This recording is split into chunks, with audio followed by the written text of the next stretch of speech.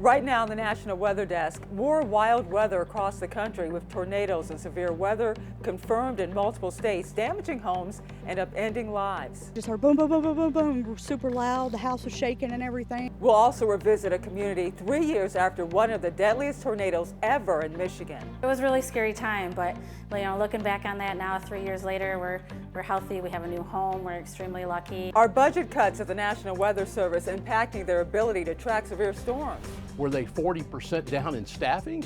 Yes, but they still worked hard. There's good news about an algae bloom that's been killing marine life in the Pacific. Plankton that caused the toxin that's been hurting the marine life has been coming down significantly in abundance. We have life-saving information for anyone who encounters a rip current. And they're very strong currents that pull even the most experienced swimmers away from shore. And is it already too late to stop polar ice sheets from melting?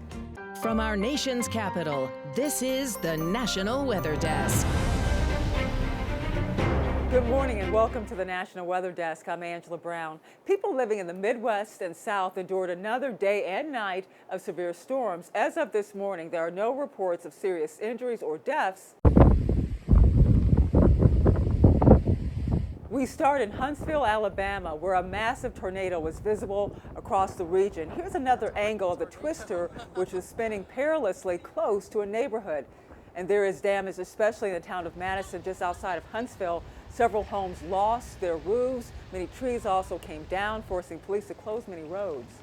That's debris you see spinning in a tornado in Jackson, Tennessee, about 70 miles east of Memphis. A storm also swept through a county south of Nashville last night, bringing golf ball-sized hail to some neighborhoods, while leaving behind significant damage to homes and cars and others.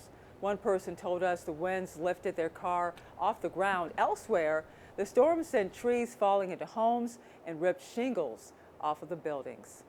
Just heard boom, boom, boom, boom, boom, boom, super loud. The house was shaking and everything. I was scared to death. I have never been more scared in my life. I'm upset, I'm nervous, I'm scared, I'm still shaking. I've lost a lot of my home, everything I've worked hard for. The good news for people who live in the hard-hit area is that they should finally get a well-deserved break today from a week-long string of severe storms.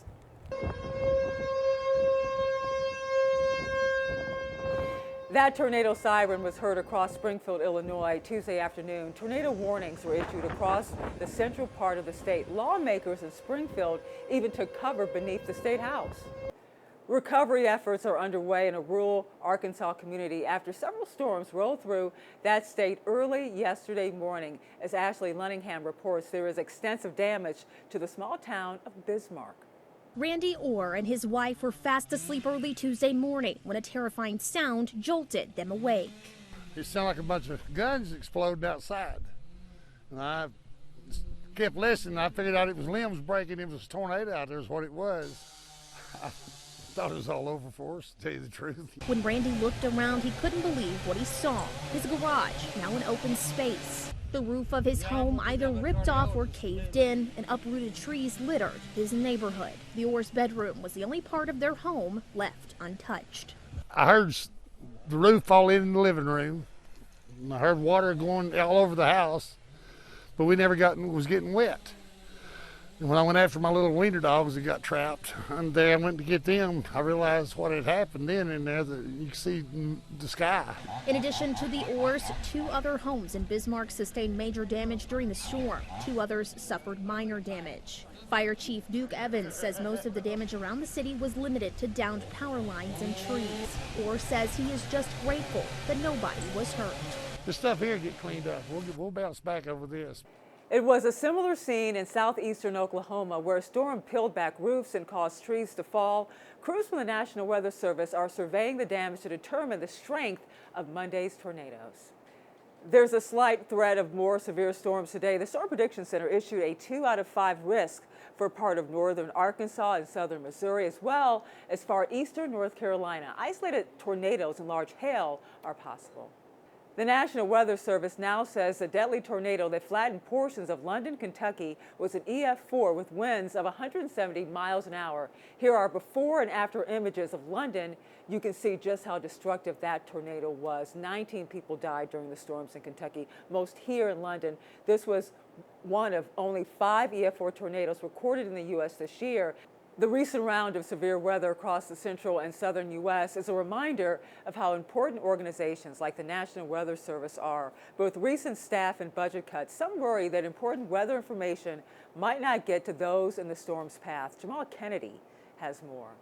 This is where we are now. This worries me. Troy Kimmel, owner of Kimco Meteorological Services, believes there's reason to be concerned about the lack of staffing nationwide for National Weather Service offices. Would there be a day when Chicago or one of her colleagues in the CBS Austin weather office needs a weather question answered, and there'll be less people at that office down in New Braunfels? According to a CBS News report just weeks ago, NOAA, or the National Oceanic Atmospheric Association, said it could see more than $1.5 billion in cuts as the Trump administration seeks to gut the program in pursuits to make the government more efficient, straining the National Weather Service. Over the weekend, an estimated EF3 tornado tore through south central Kentucky, killing 19 and destroying communities. Another killing 7 in Missouri. The office in Jackson, Kentucky was one severely impacted by NWS cuts. Were they 40% down in staffing? Yes, but they still worked hard. You can not only see the destruction, but feel it. How many lives did they save on that day? CNN reports that while understaffed, NWS Jackson was prepared for the incoming storms and able to staff ahead of time with the help of neighboring offices to provide 24/7 timely warnings. But there may not always be time to prepare. The NWS has lost more than 550 employees since the Trump administration started slimming down the workforce. Those offices, like Austin, San Antonio, I can tell you they're short-staffed a little bit now. That information of getting it from the National Weather Service to the general public is essential. Yesterday marked 3 years since a deadly tornado touched down in northern Michigan. The EF3 tornado tore through the small town of Gaylord, killing 2 people and injuring more than 40 other people. It was the deadliest tornado to strike Michigan since 1980. Daniel Zivian has this report. You know, you live through a tornado, as many in our community have, and you look at life a little differently. So not having a lot of those memories, physical memories of like my son's like clothing when he came home from the hospital when he was an infant, like those things kind of you forget about until you're like, oh, I don't have those pictures or I don't have those memories. Now the memories in Heather's photo album are more painful. The Appold family home was in the tornado's path and was lifted up into the sky, destroyed. They only had a minute to prepare. That first year, we were living out of a rental home, you know, dealing with insurance claims. Once we had insurance settled, we had to find builders. It was a really scary time, but you know, looking back on that now, 3 years later, we're healthy. We have a new home. We're extremely lucky, and we've been able to rebuild our lives. Some places fared better than others. Goodwill and Hobby Lobby reopened, but most of the mobile home neighborhood remains empty.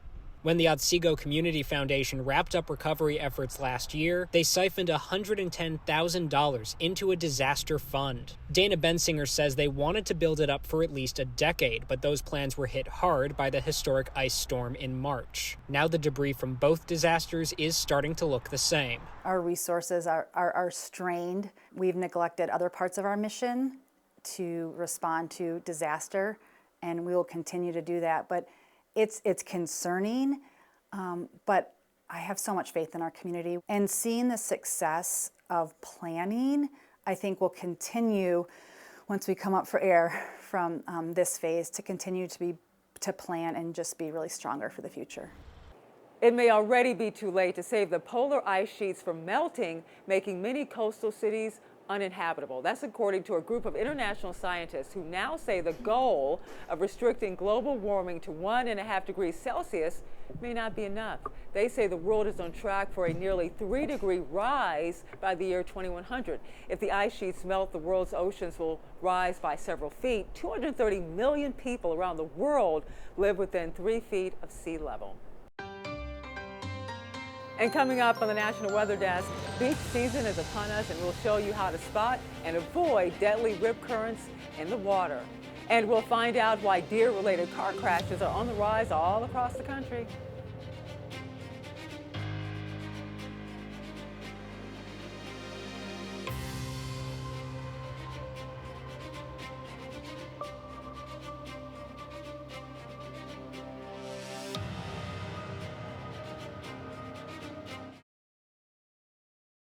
You are watching the National Weather Desk. There's good news for marine life in Southern California. A devastating algae bloom that impacted a wide variety of animals appears to finally be over. Lauren Posen has details. After heartbreaking scenes up and down the Southern California coast of hundreds of marine animals stranded on the beach, sick or already gone from domoic acid, there's hope. For about the last 2 weeks, the plankton that caused the toxin that's been hurting the marine life has been coming down significantly in abundance. Dr. Clarissa Anderson with the Scripps Institution of Oceanography studies phytoplankton, microscopic plants in the ocean that can grow rapidly into algae blooms. Recent tests show the number of plankton is shrinking all the way from San Diego to the Santa Monica Pier. Earlier this spring, they were the worst on record. We've seen some changes lately. We've seen a slightly uptick in temperature. We had a storm that mixed things up a bit. And so all of that together means that just the entire plankton population has actually come down. The natural toxin is released during harmful algal blooms near the ocean's surface, and animals get sick or even die if they eat fish or shellfish exposed to it. Dr. Alyssa Deming says that's what happened to Davenport, the sea lion. After a month of care at the center, he went back into the water Friday morning. Davenport got a ride out by OC Harbor Patrol with our rescue team and brought him about 4 or 5 miles offshore and let him off the boat. And I've never seen a sea lion run and jump into the ocean so happy. Deming says the drop in toxin levels is great news for sea lions, but other marine life might still face challenges. We even had a few whales that came up for domoic acid, which is also not common in this area. Like with anything in nature, ocean conditions could change. Anderson says we might see toxin levels keep dropping along the coast, but they could go back up too. We've got all of our instruments and monitoring happening. The moment we see a change, everyone will be alerted. If you feel like you're noticing more deer while out driving, that's because you are. Deer populations all across the country are rising, and it's leading to more accidents on the road. Kirk Mason has more. We had about 800,000 deer hunters, and now we have about 600,000 deer hunters. So a steady decline in deer hunters removing deer, combined with a lot of good habitat for deer to successfully reproduce and raise young, has really led to that increase. West Michigan is seeing a high percentage of the car deer crashes. The DNR says local governments can take extra steps to address the problem by allowing special hunts in areas where they're not normally allowed. We do recommend you talk with your local governments to see what the possibility is of having an archery hunt, which again is, low cost but very high return for your investment on reducing deer populations. For drivers involved in the crashes, in some cases it changes their nerves forever. I am more aware as I approach the more urban areas. According to Michigan State Police crash statistics, Tuesday is the day of the week most likely to see a car deer crash, and November is the month most likely to see a crash, which coincides with the start of firearm deer season. Fly fishing is surging in popularity, drawing outdoor enthusiasts to picturesque rivers all over the country. Meteorologist Trevor Robideau is in northern Michigan, where fishing is a year-round activity. Warm temperatures, sunny skies, and the sound of rushing water triggers the inner outdoorsman in everyone this time of year. If you're getting an urge to go outside, try a sport that has been gaining popularity every year, fly fishing. Similar to bait fishing, but a little different. Our flies are so light that there is no bend to the rod when you throw them out. So the main difference is that we use a line that has weight to it. Marco Ross is a fishing guide at the Northern Angler in Traverse City, and he has spent most of his life fishing. But he started fly fishing in college and says he fell in love. I think the cool part about fly fishing is the amazing places that it takes you. So, every river up here in northern Michigan will have some sort of fish that you can catch, whether it be trout, bass, and every different river is essentially a puzzle that you're solving. Ross says he noticed a significant increase in fly fishing a few years ago in 2020 during COVID, and that popularity hasn't waned. The United States as a whole, fly fishing has grown exponentially since 2020. It's kind of the same boom that we saw when the movie River Runs Through It came out. It has tapered off a little bit, but it's still growing. And what we're finding now is a lot of people that got into it, in early 2020 and 2021 during that COVID era, are now still continuing to fish. One thing that's special here in Michigan is the fact that fishing is available at all times of the year and offer a variety of different species to catch. There's always something to fish for out here. The rivers never freeze in the winter, so there's a lot of opportunity. So if you're looking for a reason to get outdoors or want to try something new and sustainable, give fly fishing a go for an experience you won't forget. In northern Michigan, I'm Trevor Robideau. Warmer weather doesn't just come with more time outdoors. It can often mean more severe weather. But there's a weather phenomenon that can help keep storms from forming. It's called the cap. Meteorologist Natalie Walters posted about it on TikTok. Take a look. Cap or no cap? Now, I'm not talking about Gen Z slang. I'm talking about our atmosphere and something that could inhibit severe storm development. So a cap or capping inversion is a layer of warm air aloft. In order for storms to form, you have to have that warm air continue to rise for those clouds to continue to form. The reason why that warm air is rising is because it's warmer than the surrounding air. It's less dense than that surrounding air, yielding to positive buoyancy. So once that parcel of air rises into that warm layer, it's no longer going to rise, limiting our storm development.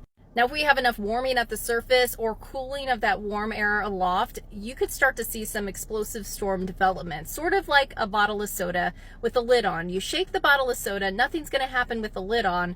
Once the lid comes off, you're seeing soda everywhere, sort of like explosive storm development. Beach season is upon us, but getting out in the water comes with some risks. Meteorologist Kelly Foster tells us about warning tools used at the shore and how to stay safe if you encounter life-threatening rip currents. Double red flags mean that the water is closed to the public. A single red flag means a high risk of rip currents. Yellow flags mean a moderate risk of rip currents.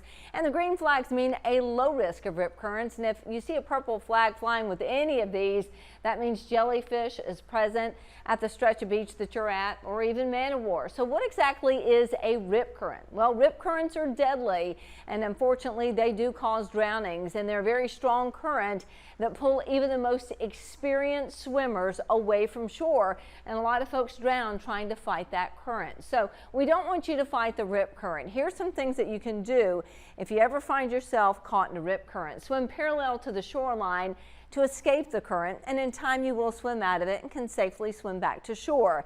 If you get too tired swimming parallel, flip over on your back and float, and in time you will float out of it. The big deal is not to panic, and if you're able, make sure that you wave or let somebody know that you're in trouble. We don't want you to fall victim to a rip current this year. And time now for a short break, but first we take to the skies over Orlando, Florida.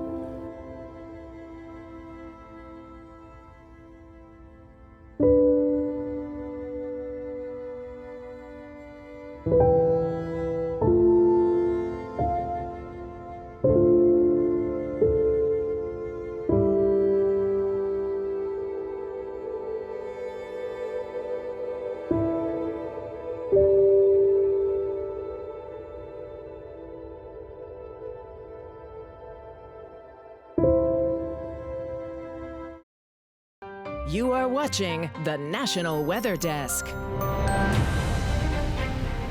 Many people notice a distinct smell after it rains, and there's actually a name for it. Meteorologist Christina Ernie posted about it on TikTok. Take a look.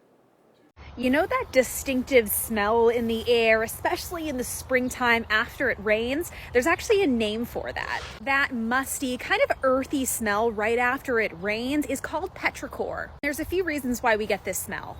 First of all, plants actually build up oils when it doesn't rain, so when it finally does, they release a bacterial type of smell, but to us, it smells musty. This very earthy smell also comes from a bacterial compound called geosmin, and it releases this scent when earth has been dry for a really long time and it finally gets wet or the earth gets turned up. Believe it or not, the ozone actually has a distinctive smell as well, that very fresh smell before a rainstorm or a thunderstorm. So next time you smell that very fresh smell in the air, there could be a storm on the way. To see more content like this from our team of meteorologists across the country, be sure to check us out on social media. Just search the National Weather Desk. We'll be right back.